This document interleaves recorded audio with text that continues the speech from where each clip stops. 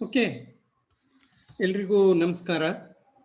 ಈ ಒಂದು ಝೂಮ್ ಕ್ಲಾಸ್ಗೆ ಮತ್ತೊಮ್ಮೆ ನಿಮ್ಮೆಲ್ರಿಗೂ ಸ್ವಾಗತವನ್ನು ಕೋರ್ತಾ ಇದ್ದೇನೆ. ಇಂದಿನ ತರಗತಿಯಲ್ಲಿ ನಾವು ದ್ವಿತೀಯ ಮಹಾಯುದ್ಧದ ಪರಿಣಾಮಗಳ ಬಗ್ಗೆ ನಾವು ಮಾತನಾಡ್ತಾ ಇದ್ದೋ. ಇವತ್ತು ಮುಂದುವರಿಸೋಣ. ಇವತ್ತು ನಮ್ಮ ಚರ್ಚೆಯ ಒಂದು ವಿಚಾರ ಅಂದರೆ ವಿಶ್ವಸಂಸ್ಥೆ ಮತ್ತು ವಿಶ್ವಸಂಸ್ಥೆಯ ಸ್ಥಾಪನೆಯ ಬಗ್ಗೆ ನಾವು ಮಾತನಾಡ್ತೇವೆ. ಒಂದೇ ಒಂದು ಸೆಕೆಂಡ್.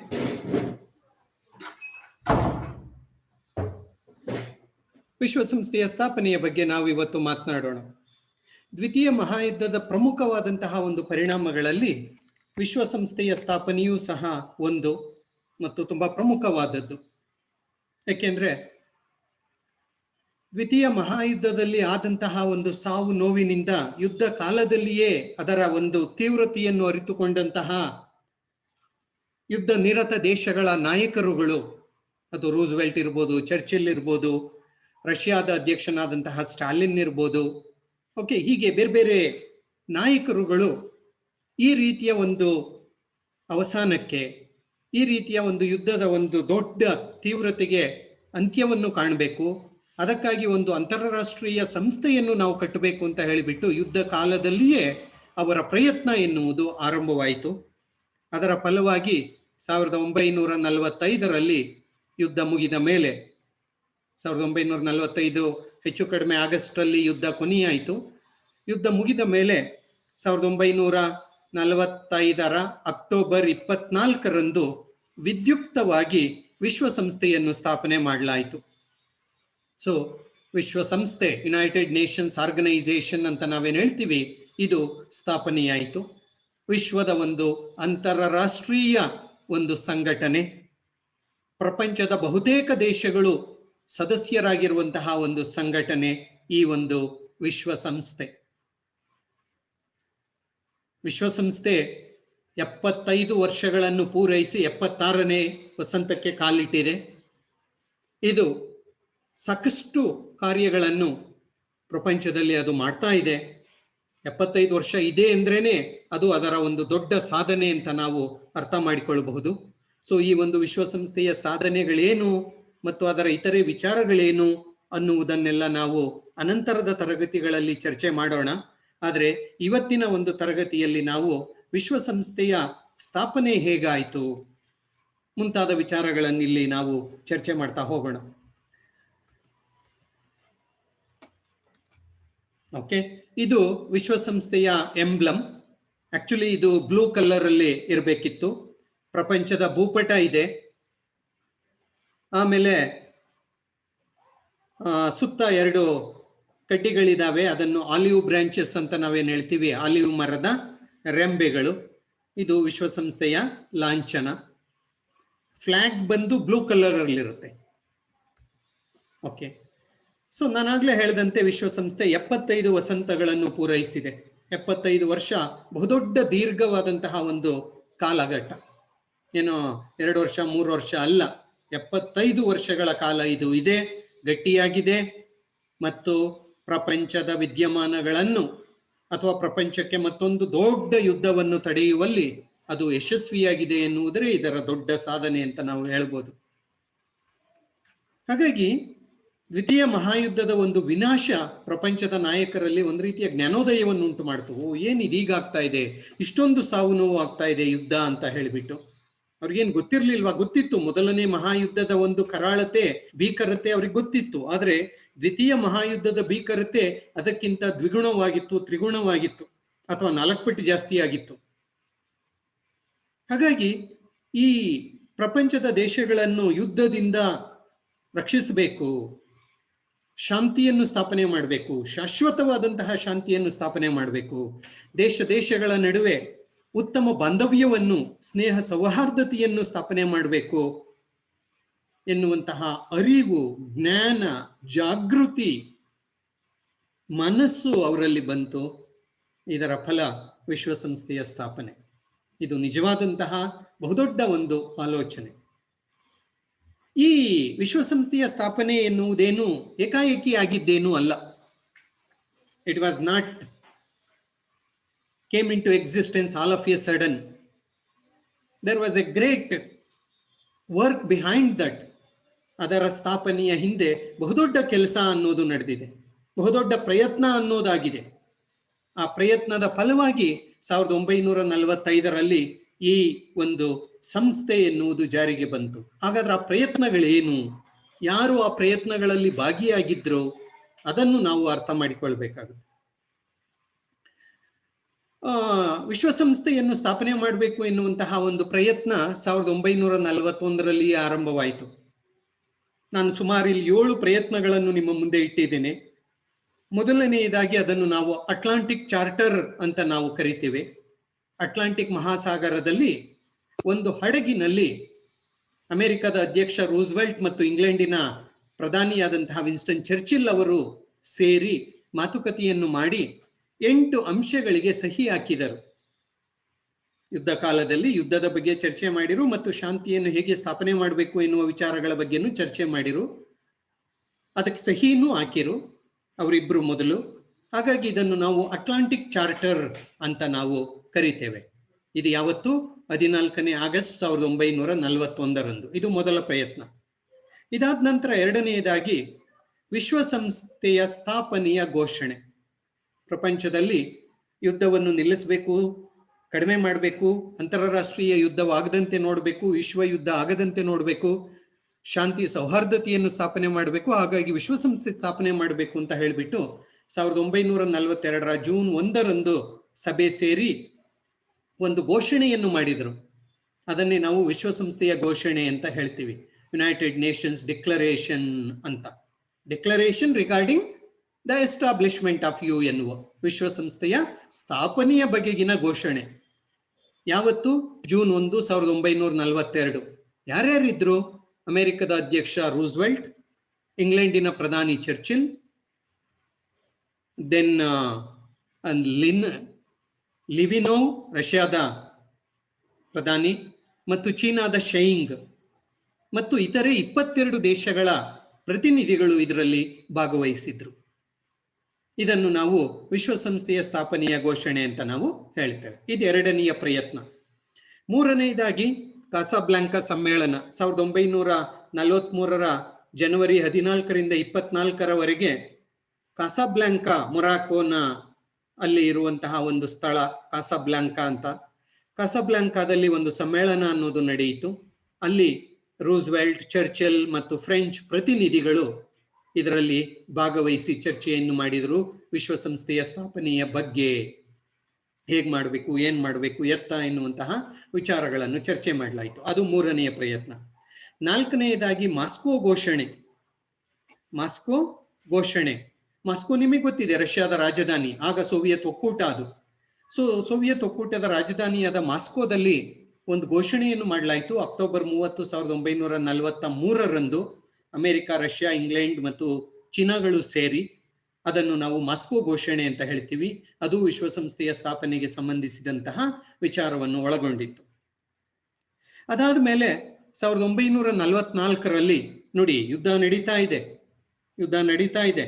ಆ ಯುದ್ಧ ಕಾಲದಲ್ಲಿಯೇ ಶಾಂತಿಯ ಪ್ರಯತ್ನ. ಅದು ಯಾವ ಶಾಂತಿ? ಶಾಶ್ವತವಾಗಿ ನೆಲೆಯೂರುವಂತಹ ಒಂದು ಶಾಂತಿಯನ್ನು ಸ್ಥಾಪನೆ ಮಾಡಬೇಕು, ಒಂದು ಬಲಿಷ್ಠವಾದಂತಹ ಅಂತಾರಾಷ್ಟ್ರೀಯ ಸಂಘಟನೆಯನ್ನು ಸ್ಥಾಪನೆ ಮಾಡಬೇಕು ಅಂತ ಹೇಳಿಬಿಟ್ಟು ಪ್ರಯತ್ನಗಳು ನಡೀತಾ ಇದೆ. This is very very important. So ನಾಲ್ಕನೆಯ ಒಂದು ಮಾಸ್ಕೋ ಘೋಷಣೆ ಆದ್ಮೇಲೆ ಐದನೆಯದಾಗಿ ಡಂಬರ್ಟನ್ ಓಕ್ಸ್ ಸಮ್ಮೇಳನ. ಡಂಬರ್ಟನ್ ಓಕ್ಸ್ ಇದು ಅಮೆರಿಕದ ವಾಷಿಂಗ್ಟನ್ ನಗರದಲ್ಲಿರುವ ಒಂದು ಸ್ಥಳ. ಈಗ ಯಾವ ರೀತಿ ಗೌರಿಬಿದನೂರಲ್ಲಿ ಹಿರೇಬಿದನೂರ ಅಥವಾ ಗೌರಿಬಿದನೂರಲ್ಲಿ ಸುಮಂಗ್ಲಿ ಬಡಾವಣೆನೋ ಆ ರೀತಿಯಲ್ಲಿ ಅಮೆರಿಕದ ವಾಷಿಂಗ್ಟನ್ನಿನಲ್ಲಿ ಡಂಬರ್ಟನ್ ಓಕ್ಸ್ ಅಂತ ಒಂದು ಸ್ಥಳ ಇದೆ. ಅಲ್ಲಿ ಒಂದು ಸಮ್ಮೇಳನ ನಡೆಯಿತು 14ರಿಂದ 21 ಆಗಸ್ಟ್ 1944ರಲ್ಲಿ. ಇದರಲ್ಲಿ ಅಮೆರಿಕ, ರಷ್ಯಾ, ಇಂಗ್ಲೆಂಡ್, ಚೀನಾ ಮುಂತಾದ ದೇಶಗಳು ಸೇರಿ ವಿಶ್ವಸಂಸ್ಥೆಯ ಕರಡನ್ನು ಸಿದ್ಧಪಡಿಸಿದವು. ಸನ್ನದಿನ ಕರಡು. ವಿಶ್ವಸಂಸ್ಥೆಯ ಸಂವಿಧಾನವನ್ನು ನಾವು ಸನ್ನದು ಅಂತ ಕನ್ನಡದಲ್ಲಿ ಕರಿತೇವೆ, ಇಂಗ್ಲಿಷಲ್ಲಿ ಚಾರ್ಟರ್ ಅಂತ ಕರಿತೇವೆ. ವಿಶ್ವಸಂಸ್ಥೆಯ ಸಂವಿಧಾನವನ್ನು ಚಾರ್ಟರ್ ಅಂತ ಕರಿತೇವೆ ಇಂಗ್ಲಿಷಲ್ಲಿ, ಕನ್ನಡದಲ್ಲಿ ಸನ್ನದು ಅಂತ ಹೇಳ್ತೀರಿ. ಇದಕ್ಕೆ ಮೊದಲು ಲೀಗ್ ಆಫ್ ನೇಷನ್ಸ್ ಇತ್ತಲ್ವಾ, ಅದಕ್ಕೂ ಒಂದು ಸಂವಿಧಾನ ಇತ್ತು. ಅದರ ಹೆಸರು ಏನು ಅಂತ ಹೇಳಿಬಿಟ್ಟು ಈ ಕ್ಲಾಸ್ ಆದ್ಮೇಲೆ ನನಗೆ ಹೇಳಿ. ಓಕೆ, ಸೊ ಆ ಕರಡಿನ ಸನ್ನದನ್ನು ಕರಡು ಸನ್ನದನ್ನು ಡ್ರಾಫ್ಟ್ ಅನ್ನು ಅಲ್ಲಿ ಸಿದ್ಧಪಡಿಸುವ ಕೆಲಸವನ್ನು ಮಾಡಲಾಯಿತು. ಎಲ್ಲಿ? ಡಂಬರ್ಟನ್ ಓಕ್ಸ್ ಸಮ್ಮೇಳನದಲ್ಲಿ. ಇದಾದ್ಮೇಲೆ ಯಾಲ್ಟಾ ಸಮ್ಮೇಳನ. ಯಾಲ್ಟಾ ನಿಮಗೆ ಗೊತ್ತಿದೆ, ಕಪ್ಪು ಸಮುದ್ರದ ಉತ್ತರಕ್ಕಿರುವಂತಹ ಒಂದು ಪ್ರದೇಶ. ಯಾಲ್ಟಾ ಅಲ್ಲಿ ಫೆಬ್ರವರಿ 4ರಿಂದ 11ರವರೆಗೆ 1945ರಲ್ಲಿ, ಇವತ್ತಿಗಾಗಲೇ ಹೆಚ್ಚು ಕಡಿಮೆ ಯುದ್ಧ ಮುಗಿದೋಗಿತ್ತು. ಕೇವಲ ಜಪಾನ್ ಮಾತ್ರ ಪೂರ್ವದಲ್ಲಿ ಸೋತ ಯುದ್ಧವನ್ನು ಮುಂದುವರಿಸಿತ್ತಷ್ಟೇ ಹೊರತು. ಸೊ 45 ಫೆಬ್ರವರಿ 4ರಿಂದ 11ರವರೆಗೆ ಯಾಲ್ಟಾ ಸಮ್ಮೇಳನ ಆಯಿತು.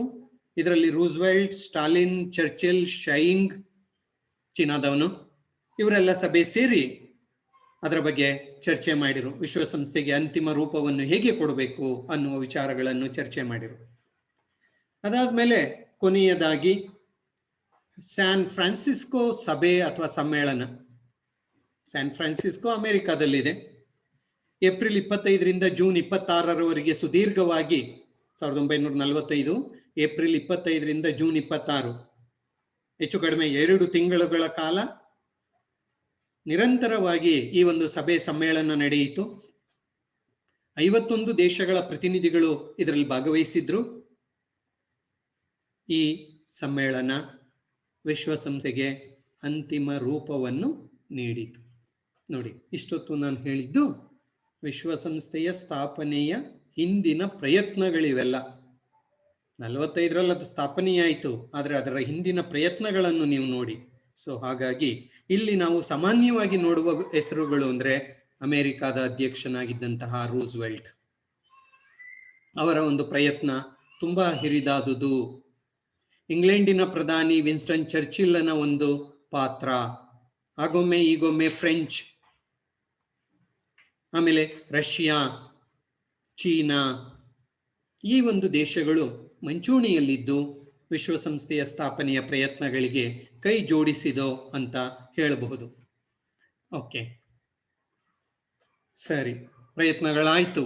ಸೊ ಕೊನೆಗೆ ವಿಶ್ವಸಂಸ್ಥೆ ಸಾಕಾರವಾಯಿತು, ವಿಶ್ವಸಂಸ್ಥೆ ಸ್ಥಾಪನೆಯಾಯಿತು, ವಿಶ್ವಸಂಸ್ಥೆ ಜಾರಿಗೆ ಬಂತು. ಯಾವತ್ತು? ಅಕ್ಟೋಬರ್ 24, 1945 ವಿಶ್ವಸಂಸ್ಥೆ ಸ್ಥಾಪನೆಯಾದ ದಿನ, ಅಧಿಕೃತವಾಗಿ ಸ್ಥಾಪನೆಯಾದಂತಹ ದಿನ.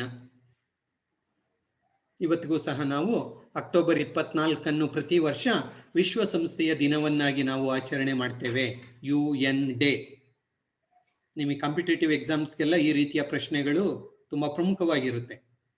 ವಿಶ್ವಸಂಸ್ಥೆಯ ದಿನ ಅಥವಾ ಸ್ಥಾಪನೆ ಮಾಡಿದ ದಿನ ಯಾವುದು ಅಂತ ಕೇಳಬಹುದು. ಇದಕ್ಕೆಲ್ಲ ಶ್ರಮಿಸಿದ ವ್ಯಕ್ತಿಗಳು ಯಾರು ನಿಮ್ಮ ಗಮನದಲ್ಲಿ ಇರಬೇಕು. ಅಮೆರಿಕದ ಅಧ್ಯಕ್ಷ ಫ್ರಾಂಕ್ಲಿನ್ ರೂಸ್ವೆಲ್ಟ್, ಅವರ ಪೂರ್ಣ ಹೆಸರು. ರಷ್ಯಾದ ಅಧ್ಯಕ್ಷ ಜೋಸೆಫ್ ಸ್ಟಾಲಿನ್, ಇಂಗ್ಲೆಂಡಿನ ಪ್ರಧಾನಿ ವಿನ್ಸ್ಟನ್ ಚರ್ಚಿಲ್ ಮುಂತಾದವರು. ಇದರ ಕೇಂದ್ರ ಕಚೇರಿ ಎಲ್ಲಿದೆ? ವಿಶ್ವಸಂಸ್ಥೆಯ ಕೇಂದ್ರ ಕಚೇರಿ ಅಮೆರಿಕದ ನ್ಯೂಯಾರ್ಕ್ ನಗರದಲ್ಲಿದೆ. ಕೇಂದ್ರ ಕಚೇರಿ ಬೇರೆ ಬೇರೆ ಇತರೆ ಕಚೇರಿಗಳು ಬೇರೆ ಬೇರೆ ಕಡೆ ಇದ್ದಾವೆ, ಆದರೆ ಕೇಂದ್ರ ಕಚೇರಿ ಇರುವುದು ನ್ಯೂಯಾರ್ಕ್ ಅಲ್ಲಿ. ಇದರ ಅಧಿಕೃತ ಭಾಷೆಗಳು ಯಾವುವು? ಇಂಗ್ಲಿಷ್, ಫ್ರೆಂಚ್, ರಷ್ಯನ್, ಚೀನಿ, ಲ್ಯಾಟಿನ್, ಸ್ಪ್ಯಾನಿಷ್ ಮತ್ತು ಅರೇಬಿಕ್ ವಿಶ್ವಸಂಸ್ಥೆಯ ಅಧಿಕೃತವಾದ ಭಾಷೆಗಳು, ಅಫಿಷಿಯಲ್ ಲ್ಯಾಂಗ್ವೇಜಸ್. ಓಕೆ, ಆದರೆ ಎಲ್ಲ ರೀತಿಯ ಚರ್ಚೆಯ ಕಾರ್ಯಕ್ರಮಗಳನ್ನು ಅದು ಆಂಗ್ಲ ಭಾಷೆಯಲ್ಲಿ ಮಾಡುತ್ತೆ. ಇವತ್ತು ಇದರ ಸದಸ್ಯರ ಸಂಖ್ಯೆ ಎಷ್ಟು? 193. ಇಂದು ವಿಶ್ವಸಂಸ್ಥೆಯ ಸದಸ್ಯರ ಒಟ್ಟು ಸಂಖ್ಯೆ ಎಷ್ಟು? 193. ಸ್ಯಾನ್ ಫ್ರಾನ್ಸಿಸ್ಕೋ ಸಮ್ಮೇಳನದಲ್ಲಿ 51 ಜನ ಸೇರಿ ಇದಕ್ಕೆ ಅಂತಿಮ ರೂಪವನ್ನು ಕೊಟ್ಟರು, ಅವರೇ ಮೂಲ ಸದಸ್ಯರು. ಆದರೆ ಇವತ್ತು ವಿಶ್ವಸಂಸ್ಥೆಯ ಸದಸ್ಯರ ಸಂಖ್ಯೆ 193. ಇನ್ನೂ ಒಂದೆರಡು ಸಣ್ಣ ಪುಟ್ಟ ಪ್ರದೇಶಗಳು, ದೇಶಗಳು ಈ ಒಂದು ವಿಶ್ವಸಂಸ್ಥೆಯಿಂದ ಹೊರ ಇದ್ದಾವೆ. ಉದಾಹರಣೆಗೆ ಈ ವ್ಯಾಟಿಕನ್ ಸಿಟಿ ಅಂತ ಇದೆಯಲ್ವಾ, ಇಟಲಿಯ ರೋಮ್ನಲ್ಲಿ ಕ್ರೈಸ್ತರ ಪವಿತ್ರ ಸ್ಥಳ, ಅದು ವಿಶ್ವಸಂಸ್ಥೆಯ ಸದಸ್ಯನಾಗಿಲ್ಲ. ಹೀಗೆ ಇನ್ನೊಂದೆರಡು ಬೇರೆ ಇದ್ದಾವೆ. ರೈಟ್. ಸೊ ಸದಸ್ಯ ದೇಶಗಳ ಸಂಖ್ಯೆ ಅಷ್ಟು. ಈ ವಿಶ್ವಸಂಸ್ಥೆ ಯುನೈಟೆಡ್ ನೇಷನ್ಸ್ ಎನ್ನುವ ಒಂದು ಪದವನ್ನು ಜಾರಿಗೆ ತಂದವರು, ಕಾಯಿನ್ ಮಾಡಿದವರು, ಪ್ರಚಾರಕ್ಕೆ ತಂದವರು ಅಂದ್ರೆ ಅಮೆರಿಕದ ಅಧ್ಯಕ್ಷ ರೂಸ್ವೆಲ್ಟ್ ಅವರೇ. ಮೊಟ್ಟ ಮೊದಲ ಬಾರಿಗೆ ಯುನೈಟೆಡ್ ನೇಷನ್ಸ್ ಅಂತ ಅದಕ್ಕೆ ಹೆಸರಿಡಬೇಕು ಅಂತ ಹೇಳಿಬಿಟ್ಟು ಅದಕ್ಕೆ ಹೆಸರನ್ನು ಕೊಟ್ಟರು. ಹಾಗಾಗಿ ರೂಸ್ವೆಲ್ಟ್ ಆ ಪದವನ್ನು ಜಾರಿಗೆ ತಂದಂತಹ ಒಬ್ಬ ವ್ಯಕ್ತಿ. ರೈಟ್. ವಿಶ್ವಸಂಸ್ಥೆ ತನ್ನದೇ ಆದಂತಹ ಸಂವಿಧಾನವನ್ನು ಒಳಗೊಂಡಿದೆ. ಆ ಸಂವಿಧಾನವನ್ನೇ ನಾವು ಚಾರ್ಟರ್ ಅಂತ ಇಂಗ್ಲಿಷಲ್ಲಿ ನಾವು ಕರಿತೇವೆ, ಕನ್ನಡದಲ್ಲಿ ಸನ್ನದು ಅಂತ ಹೇಳ್ತಾರೆ. ಓಕೆ, ಅದು ವಿಶ್ವಸಂಸ್ಥೆಯ ಸಂವಿಧಾನ. ಈ ಒಂದು ಸಂವಿಧಾನ 111 ವಿಧಿಗಳನ್ನು ಒಳಗೊಂಡಿದೆ. ಆರ್ಟಿಕಲ್ಸ್ 111 ಆರ್ಟಿಕಲ್ಸ್, 19 ಅಧ್ಯಾಯಗಳನ್ನು ಒಳಗೊಂಡಿದೆ, 19 ಚಾಪ್ಟರ್ಸ್, ಮತ್ತು 10,000 ಪದಗಳನ್ನು ಈ ಸಂವಿಧಾನ ಹೊಂದಿದೆ. Okay, so it has its own constitution. ತನ್ನದೇ ಆದ ಸಂವಿಧಾನವನ್ನು ಅದು ಹೊಂದಿದೆ, ಲಿಖಿತ ಸಂವಿಧಾನವನ್ನು ಹೊಂದಿದೆ. ಏನ್ ಮಾಡಬೇಕು, ಹೇಗೆ ಮಾಡಬೇಕು ಕೆಲಸ ಅಂತ. ಆ ಸಂವಿಧಾನ ಆರಂಭವಾಗೋದೇ we the peoples of the United Nations determine to save succeeding generations from the scourge of war ಅಂತ ಆ ಸಂವಿಧಾನ ಆರಂಭವಾಗುತ್ತೆ. ವಿಶ್ವಸಂಸ್ಥೆಯ ಪ್ರಜೆಗಳಾದ ನಾವು ಮುಂದಿನ ಜನಾಂಗಗಳನ್ನು ಯುದ್ಧದ ವಿನಾಶದಿಂದ ತಡೆಯುವ ಸಲುವಾಗಿ ಈ ಸಂಸ್ಥೆಯನ್ನು ಸ್ಥಾಪನೆ ಮಾಡಿಕೊಂಡಿದ್ದೇವೆ ಅಂತ. ಯಾವ ರೀತಿ ಭಾರತದ ಸಂವಿಧಾನ we the people of India ಅಂತ ಹೇಗೆ ಶುರುವಾಗುತ್ತೆ, SSDR, sovereign secular socialist democratic republic ಅಂತ ನಾವು ಭಾರತದ ಸಂವಿಧಾನದ ಆರಂಭ, ಪ್ರಿಯಾಂಬಲ್, ಪ್ರಸ್ತಾವನೆ ಅಂತ ನಾವೇನು ಹೇಳ್ತೀವಿ, ಇದು ವಿಶ್ವಸಂಸ್ಥೆಯ ಸಂವಿಧಾನದ ಪ್ರಸ್ತಾವನೆ. ವಿಶ್ವಸಂಸ್ಥೆಯ ಪ್ರಜೆಗಳಾದ ನಾವು ಮುಂದಿನ ಜನಾಂಗಗಳನ್ನು ಯುದ್ಧದ ವಿನಾಶದಿಂದ ತಡೆಯಲು ದೃಢ ಸಂಕಲ್ಪ ಮಾಡಿದ್ದೇವೆ ಅಂತ ಅದು ಆರಂಭವಾಗುತ್ತೆ. ಇದು ವಿಶ್ವಸಂಸ್ಥೆಯ ಕಟ್ಟಡ. ನೋಡಿ, ಅಮೆರಿಕದ ನ್ಯೂಯಾರ್ಕ್ನ ನಗರದಲ್ಲಿ ಏನಿದೆ ಈ ಒಂದು ವಿಶ್ವಸಂಸ್ಥೆ, ಆ ಒಂದು ವಿಶ್ವಸಂಸ್ಥೆಯ ಒಂದು ಬೃಹತ್ ಕಟ್ಟಡ. ಹೆಚ್ಚು ಕಡಿಮೆ may be around more than 50,000 people are working in that UN. 50,000ಕ್ಕೂ ಹೆಚ್ಚು ಜನ ಈ ಒಂದು ವಿಶ್ವಸಂಸ್ಥೆಯಲ್ಲಿ ಕೆಲಸ ಮಾಡ್ತಾರೆ. ಪ್ರಪಂಚದ ಎಲ್ಲ ಸದಸ್ಯ ದೇಶಗಳಿಂದ ಅದಕ್ಕೆ ದೇಣಿಗೆ ಅನ್ನೋದು ಬರುತ್ತೆ, ಹಣ. ಮ್ಯಾನ್ ಪವರ್ ಆಲ್ಸೋ, ಈವನ್ ಅಲ್ಲಿ ಕೆಲಸ ಮಾಡುವಂತಹ ಜನರು ಸಹ ಬೇರೆ ಬೇರೆ ದೇಶಗಳಿಂದ ಬಂದಿರುವವರು. ಹಾಗಾಗಿ ಈ ಒಂದು ವಿಶ್ವಸಂಸ್ಥೆ ನ್ಯೂಯಾರ್ಕ್ನಿಂದ ಕೆಲಸವನ್ನು ಮಾಡ್ತಾ ಇದೆ. ಇದು ಮುಖ್ಯ ಕಚೇರಿಯ, ಪ್ರಧಾನ ಕಚೇರಿಯ ಒಂದು ಚಿತ್ರ. ನಮ್ಮ ಧ್ವಜವನ್ನು ಸಹ ನೀವು ಆ ಸದಸ್ಯ ದೇಶಗಳ ಸಾಲಿನ ಒಂದು ಪಟ್ಟಿಯಲ್ಲಿ ನೀವಿಲ್ಲಿ ಕಾಣಬಹುದು. ಓಕೆ, ಸರಿ. ವಿಶ್ವಸಂಸ್ಥೆ ಸ್ಥಾಪನೆಯಾಯಿತು, ಅದು ತನ್ನದೇ ಆದಂತಹ ಸಂವಿಧಾನವನ್ನು ಹೊಂದಿದೆ.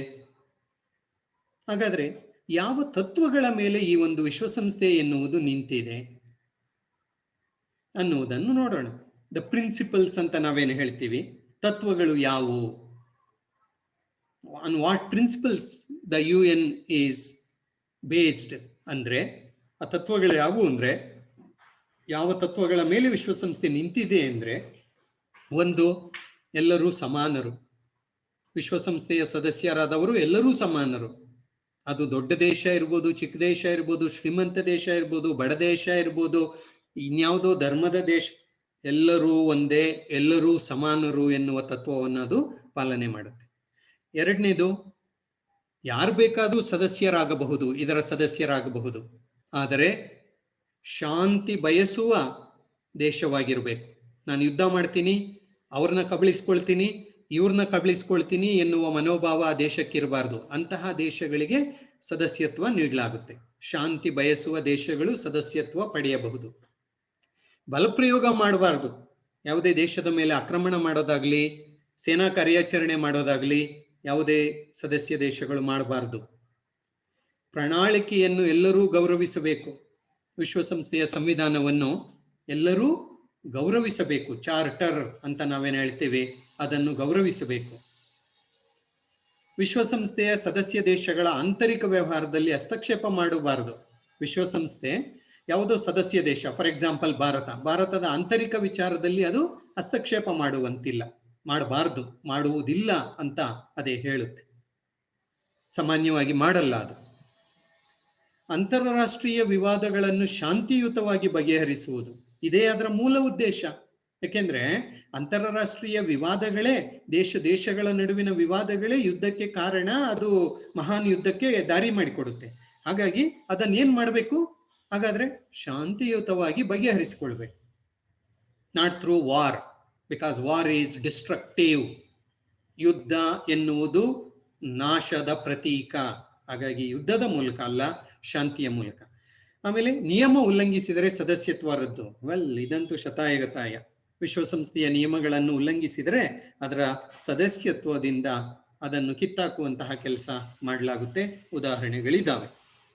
ಓಕೆ, ಹಾಗಾದ್ರೆ ವಿಶ್ವಸಂಸ್ಥೆಯ ಗುರಿಗಳು ಅಥವಾ ಉದ್ದೇಶಗಳೇನು? ಈಗಾಗಲೇ ಹೇಳಿರೋದು ಕೆಲವು ಇದರಲ್ಲಿ ಇದ್ದಾವೆ, but I will just go through them. ಯಾವ ಉದ್ದೇಶವನ್ನಿಟ್ಕೊಂಡು ವಿಶ್ವಸಂಸ್ಥೆ ಸ್ಥಾಪನೆಯಾಯಿತು, ಅಥವಾ ಯಾವ ಗುರಿಯನ್ನಿಟ್ಟುಕೊಂಡು ಸ್ಥಾಪನೆಯಾಯಿತು, ಅಥವಾ ವಿಶ್ವಸಂಸ್ಥೆಯ ಸ್ಥಾಪನೆಗೆ ಕಾರಣಗಳೇನು ಅಂತ ನೀವೇನಾದ್ರೂ ಕೇಳಿರೆ ಇವೇ ಅವು. ಅದನ್ನು ನೀವು ಕಾರಣ ಅಂತಾದ್ರೂ ಅನ್ಕೊಳ್ಳಿ, ಗುರಿಗಳು ಅಂತಾದ್ರೂ ಅನ್ಕೊಳ್ಳಿ, ಉದ್ದೇಶಗಳು ಅಂತಾದ್ರೂ ಅನ್ಕೊಳ್ಳಿ, ಎಲ್ಲವೂ ಒಂದೇ. ಸರಿ, ಯಾವುವು? ನಾನಾಗ್ಲೇ ಹೇಳಿದೆ, ವಿಶ್ವಸಂಸ್ಥೆಯ ಚಾರ್ಟರ್ ಅಥವಾ ಸಂವಿಧಾನದ ಪ್ರಸ್ತಾವನೆಯಲ್ಲಿ ಈ ಮಾತು ಬರುತ್ತೆ. ವಿಶ್ವಸಂಸ್ಥೆಯ ಜನತೆಯಾದ ನಾವು ಮುಂದಿನ ಜನಾಂಗಗಳನ್ನು ಯುದ್ಧದ ವಿನಾಶದಿಂದ ರಕ್ಷಿಸುವ ತೀರ್ಮಾನ ಮಾಡಿದ್ದೇವೆ ಅಂತ. ಅದೇ ಹೇಳುತ್ತೆ ಇದರ ಉದ್ದೇಶ ಏನು ಅಂತ. ನೋಡಿ, ಆ ಸೆಂಟೆನ್ಸ್ ಉದ್ದೇಶ ಏನು?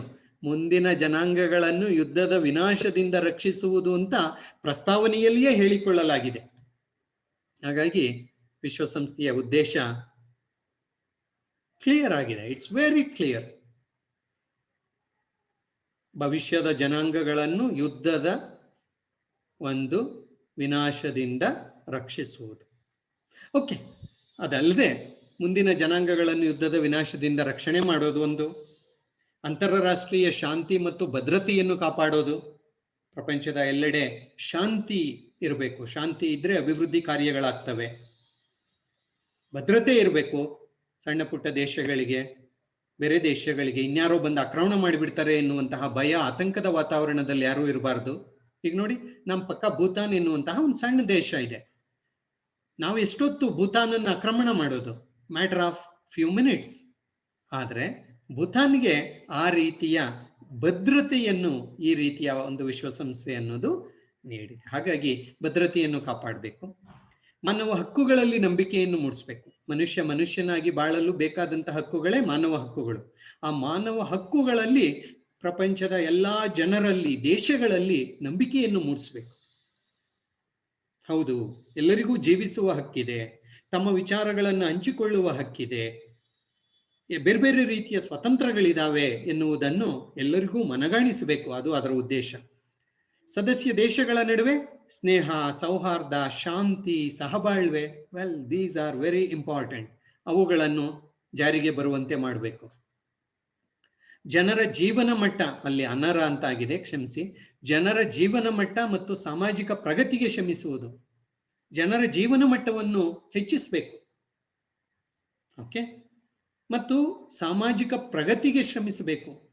ಸಮಾಜದಲ್ಲಿ ಜನರು ಸೌಹಾರ್ದಯುತವಾಗಿ ಎಲ್ಲ ರೀತಿಯ ಒಂದು ಸೌಕರ್ಯಗಳನ್ನು ಹೊಂದಿ, ಉತ್ತಮ ಸಾಮಾಜಿಕ ಸಂಬಂಧಗಳನ್ನು ಹೊಂದಿ ಬಾಳುವ ರೀತಿಯಲ್ಲಿ ಜನಾಂಗಗಳ ನಡುವೆ, ಜಾತಿಗಳ ನಡುವೆ ಕಲಹ ಅನ್ನುವುದು ಬಾರದಂತೆ ಸಾಮಾಜಿಕ ಪ್ರಗತಿ ಅಂದ್ರೆ ಸಮಾಜದಲ್ಲಿರುವ ಅನಿಷ್ಟಗಳನ್ನು ತೊಡೆದು ತರ್ಕದ ಆಧಾರದ ಮೇಲೆ ಸಮಾಜವನ್ನು ವೈಜ್ಞಾನಿಕವಾದಂತಹ ಒಂದು ಅಡಿಯ ಮೇಲೆ ಬೆಳೆಸುವಂತಹ ಪ್ರಯತ್ನಕ್ಕಾಗಿ ಶ್ರಮಿಸಬೇಕು ಅನ್ನೋದು ಇದರ ಮತ್ತೊಂದು ಉದ್ದೇಶ.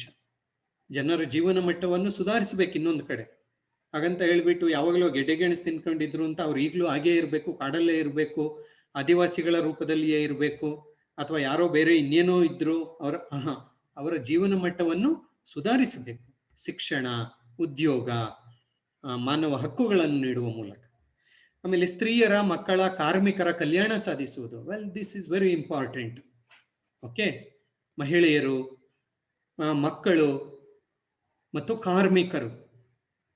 ಯಾಕೆಂದ್ರೆ ಬಂಡವಾಳಗಾರರು ಕಾರ್ಮಿಕರನ್ನು ಯಾವ ರೀತಿಯಲ್ಲಿ ಶೋಷಣೆ ಮಾಡ್ತಾ ಇದ್ರಲ್ವಾ, ಹಾಗಾಗಿ ಅವರನ್ನೆಲ್ಲ ರಕ್ಷಣೆ ಮಾಡುವ ಕೆಲಸ. ಅದಕ್ಕಾಗಿ ಅಂತಾರಾಷ್ಟ್ರೀಯ ಏನದು ಲೇಬರ್ ಆರ್ಗನೈಸೇಷನ್ ಅಂತಾನೆ ಸ್ಥಾಪನೆ ಮಾಡಿದ ILO. ಆಮೇಲೆ ನಿಶಸ್ತ್ರೀಕರಣ, ಶಸ್ತ್ರಗಳಿದ್ರೆ ತಾನೇ ಯುದ್ಧ ಆಗೋದು. ಹಾಗಾಗಿ ಸದಸ್ಯ ದೇಶಗಳು ನಿಶಸ್ತ್ರೀಕರಣವನ್ನು ಜಾರಿಗೆ ತರುವಂತೆ ಮಾಡಬೇಕು, ಶಸ್ತ್ರಾಸ್ತ್ರಗಳನ್ನು ಕಡಿಮೆ ಮಾಡುವಂತೆ ಮಾಡಬೇಕು, ಶಸ್ತ್ರಾಸ್ತ್ರಗಳನ್ನು ಹಾಳು ಮಾಡಬೇಕು, ಅದನ್ನೇ ನಿಶಸ್ತ್ರೀಕರಣ, ಅದನ್ನು ಜಾರಿಗೆ ತರಿಸಬೇಕು. ಮಾನವಿಕ, ಆರ್ಥಿಕ, ಸಾಮಾಜಿಕ ಮತ್ತು ಸಾಂಸ್ಕೃತಿಕ ಸಮಸ್ಯೆಗಳನ್ನು ಸಹಕಾರದ ಮೂಲಕ ಬಗೆಹರಿಸಿಕೊಳ್ಬೇಕು. ಎಲ್ಲಾ ರೀತಿಯ ಸಮಸ್ಯೆಗಳಿರುತ್ತೆ, ಅವುಗಳನ್ನೆಲ್ಲ ನಾವು ಮಾತುಕತೆಯ ಮೂಲಕ ಶಾಂತಿಯುತವಾಗಿ, ಸೌಹಾರ್ದಯುತವಾಗಿ, ಸಹಕಾರದ ಮೂಲಕ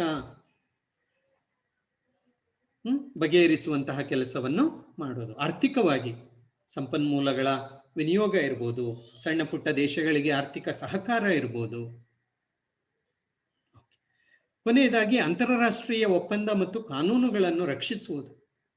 ಯಾಕೆಂದ್ರೆ ಪ್ರಪಂಚದಲ್ಲಿ ನೂರಾರು ದೇಶಗಳಿದ್ದಾವೆ, ಹಲವಾರು ರೀತಿಯ ಅಂತಾರಾಷ್ಟ್ರೀಯ ಒಪ್ಪಂದಗಳಿದ್ದಾವೆ, ಕಾನೂನುಗಳಿದ್ದಾವೆ. ಅವುಗಳನ್ನೆಲ್ಲ ರಕ್ಷಣೆ ಮಾಡಬೇಕು.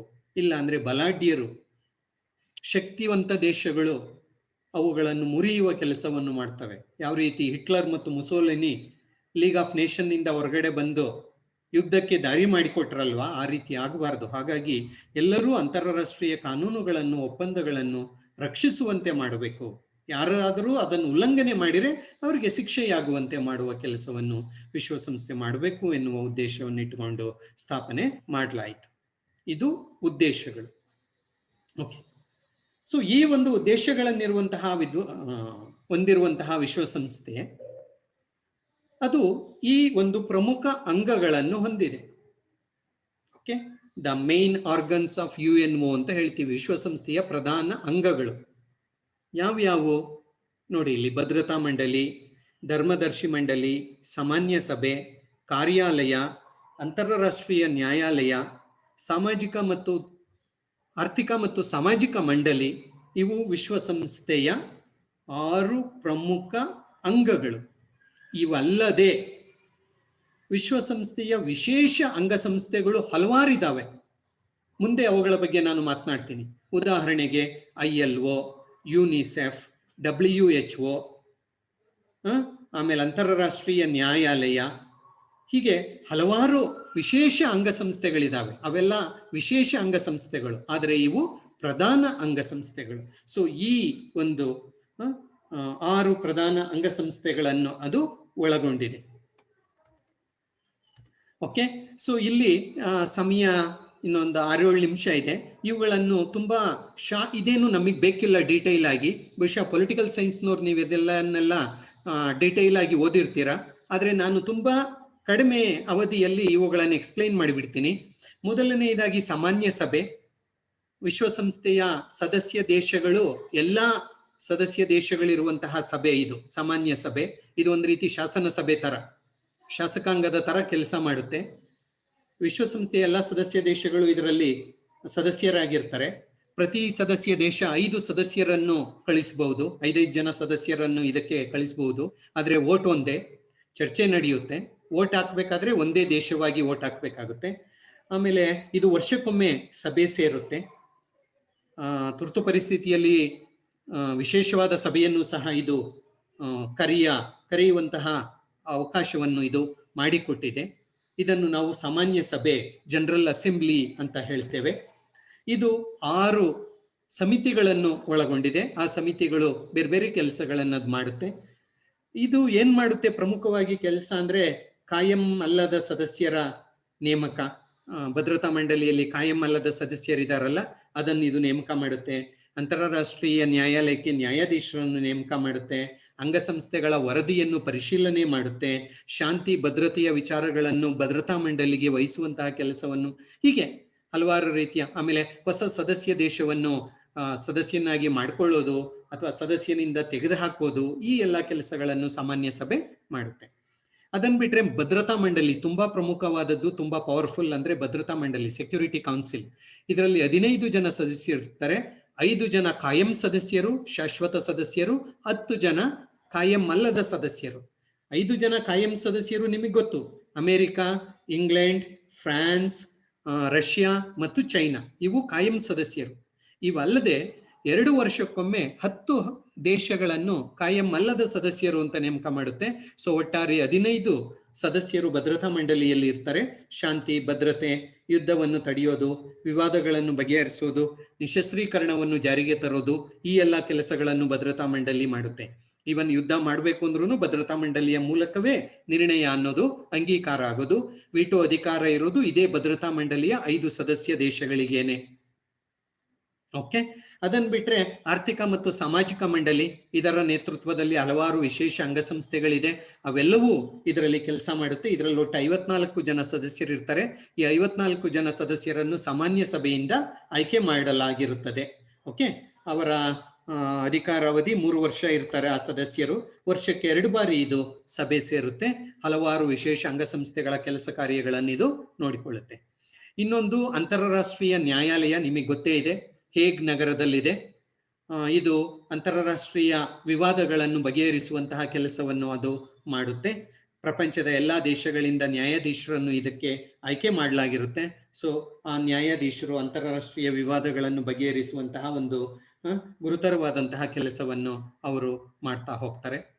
ಇನ್ನು ಧರ್ಮದರ್ಶಿ ಮಂಡಳಿ, ಅದು ಇವತ್ತೆಲ್ಲ ಒಂದು ರೀತಿಯಲ್ಲಿ ಅರ್ಥ ಕಳ್ಕೊಂಡಿದೆ. ಏಕೆಂದ್ರೆ ದ್ವಿತೀಯ ಮಹಾಯುದ್ಧ ಆದ್ಮೇಲೆ ಸೋತ ದೇಶಗಳ ವಸಾಹತುಗಳ ಆಡಳಿತವನ್ನು ನಡೆಸುವ ಸಲುವಾಗಿ ಧರ್ಮದರ್ಶಿ ಮಂಡಳಿ, ಟ್ರಸ್ಟಿಶಿಪ್ ಕೌನ್ಸಿಲ್ ಅಂತ ಸ್ಥಾಪನೆ ಮಾಡ್ಕೊಂಡಿದ್ರು. ಅದರ ಆಡಳಿತಕ್ಕಾಗಿ ಅದನ್ನು ಸ್ಥಾಪನೆ ಮಾಡಿದ್ರು. ಅದರ ಹೆಚ್ಚಿನ ವಿಶೇಷವಾದಂತಹ ಅಧಿಕಾರ ಅನ್ನುವುದು ಏನು ಇಲ್ಲ ಇವತ್ತು. ಕೊನೆಯದಾಗಿ ತುಂಬಾ ಪ್ರಮುಖವಾದದ್ದು ಕಾರ್ಯಾಲಯ, ನಿಮಗೆ ಗೊತ್ತಿದೆ, ಸೆಕ್ರೆಟೇರಿಯೇಟ್ ಅಂತ ಏನು ಹೇಳ್ತೀವಿ, ಇದೇ ಅಮೆರಿಕದ ನ್ಯೂಯಾರ್ಕ್ ನಗರದ ಕಟ್ಟಡದಲ್ಲಿರುವಂತಹ ಕಾರ್ಯಾಲಯ. ಓಕೆ, ಇದರಲ್ಲಿ ಏನದು ವಿಶ್ವಸಂಸ್ಥೆಯ ಪ್ರಧಾನ ಕಾರ್ಯದರ್ಶಿ ಏನಿರ್ತಾರೆ ಅವರೇ ಅದರ ಮುಖ್ಯಸ್ಥ. ಓಕೆ, ಅವರು ಕಾರ್ಯಾಲಯದ ಮುಖ್ಯಸ್ಥರಾಗಿ ಈ ಎಲ್ಲ ಭದ್ರತಾ ಮಂಡಳಿ, ಸಾಮಾನ್ಯ ಸಭೆ, ನ್ಯಾಯಾಲಯ, ಸಾಮಾಜಿಕ ಧರ್ಮದರ್ಶಿ ಮಂಡಳಿ ಇವೆಲ್ಲವೂ ಹೇಳುವ ಕೆಲಸಗಳನ್ನು ಇದು ಕಾರ್ಯಗತಕ್ಕೆ ತರುವ, ಕಾರ್ಯರೂಪಕ್ಕೆ ತರುವಂತಹ ಒಂದು ಕೆಲಸವನ್ನು ಈ ಒಂದು ಕಾರ್ಯಾಲಯ ಮಾಡುತ್ತೆ. ಯಾವ ರೀತಿ ನಮ್ಮ ಸೆಕ್ರೆಟೇರಿಯೇಟ್ ಏನಿದೆ, ಸಚಿವಾಲಯ ಅಂತ ನಾವು ಕರಿತೀವಲ್ವಾ, ಕರ್ನಾಟಕ ಸರ್ಕಾರದ ಸಚಿವಾಲಯ ಹೇಗೆ ಕೆಲಸ ಮಾಡುತ್ತೆ, ಸರ್ಕಾರ ಹೇಳಿದ್ದನ್ನು ಆ ರೀತಿಯ ಕೆಲಸವನ್ನು ಈ ಕಾರ್ಯಾಲಯ ಮಾಡ್ತಾ ಹೋಗುತ್ತೆ. ಓಕೆ, ಸೊ ಇದು ವಿಶ್ವಸಂಸ್ಥೆಯ ಪ್ರಧಾನ ಅಂಗಸಂಸ್ಥೆಗಳು ಅಂತ ಹೇಳಿಬಿಟ್ಟು ರೈಟ್. ಬಹುಶಃ ಇಲ್ಲಿಗೆ ನನ್ನ ಚರ್ಚೆಯನ್ನು ನಾನು ಮುಗಿಸ್ತೇನೆ. ಇನ್ನೊಂದು 2 ನಿಮಿಷ ಟೈಮ್ ಇದೆ, but we will join again. ಅದೇ ಲಿಂಕ್ ಅಲ್ಲಿ ಜಾಯಿನ್ ಆಗಿ ಇದು ಕಟ್ ಆದ ತಕ್ಷಣ ನಾವು ಮಾತನಾಡೋಣ, ಅದರಲ್ಲೇನು ತೊಂದರೆ ಏನಿಲ್ಲ. ಸದ್ಯಕ್ಕೆ ಇಲ್ಲಿಗೆ ನಾನು ನಿಲ್ಲಿಸ್ತೇನೆ. We will join again. ನಾನೀಗ ಎಂಡ್ ಮಾಡ್ತೇನೆ, ನೀವು ಮತ್ತೆ ಜಾಯಿನ್ ಆಗಿ.